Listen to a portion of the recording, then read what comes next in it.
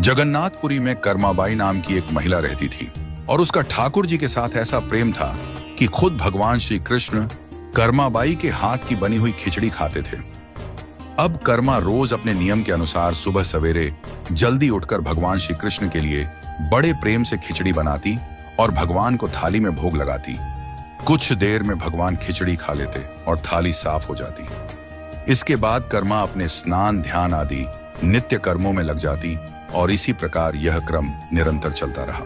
एक दिन भगवान श्री कृष्ण को भोग लगाने के बाद एक छोटा सा बालक कर्माबाई के पास आया और उनसे बोला, माँ कुछ खाने को है, बड़ी भूख लगी है।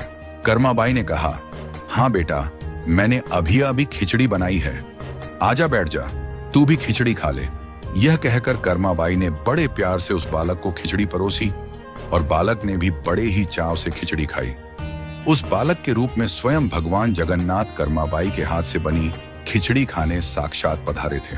बालक ने जल्दी से खिचड़ी खा ली और उनसे कहा, माँ खिचड़ी बहुत अच्छा बनी है, मैं कल भी खिचड़ी खाने आ जाऊं?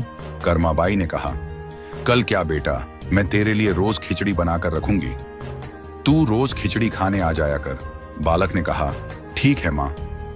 अगले दिन से वह बालक रोज सुबह सवेरे कर्माबाई के पास खिचड़ी खाने आने लगा।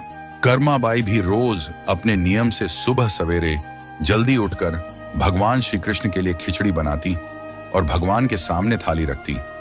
फिर भगवान खिचड़ी का भोग लगाते और उसके कुछ ही देर बाद वह बालक आ जाता। फिर कर्माबाई उसे भी बड़े प्रेम से खिचड़ी खिलाती। एक दिन कर्माबाई की कुटिया के पास एक साधु आया। बातों ही बातों में उसे पता चला कि कर्माबाई बिना स्नान ध्यान किए भगवान श्री कृष्ण के लिए खिचड़ी बनाती है और भोग लगाती है। उसने कर्माबाई से कहा, स्नान किए बिना भगवान की पूजा करने और भोग लगाने से पाप लगता है। इसलिए उसने कर्माबाई को स्नान करके पूरे विधि विधान से पूजा करके भोग लगाने को कहा। साधु से ऐसा सुनकर भोली भाली कर्मा अगले दिन से सुबह जल्दी उठकर स्नान करके खिचड़ी बनाने लगी और विधि विधान से पूजा करके भोग लगाने लगी। ये सब करने में कर्माबाई को बहुत देर लग जाती, लेकिन वह बालक तो रोज सुबह अपने समय से आ जाता और कर्मा से कहता, माँ मुझे भूख लगी है, मुझे जल्दी खिचड़ी दे, माँ जल्दी कर, माँ जल्दी कर। जब कर्मा भगवान श्री कृष्ण को भोग लगाकर बालक को खिचड़ी खाने को देती तो वह बालक उसे बहुत ही शीघ्रता से खाकर हाथ मुंह साफ किए बिना ही जल्दी से उठकर भाग जाता और यह क्रम कुछ दिनों तक ऐसा ही चलता रहा।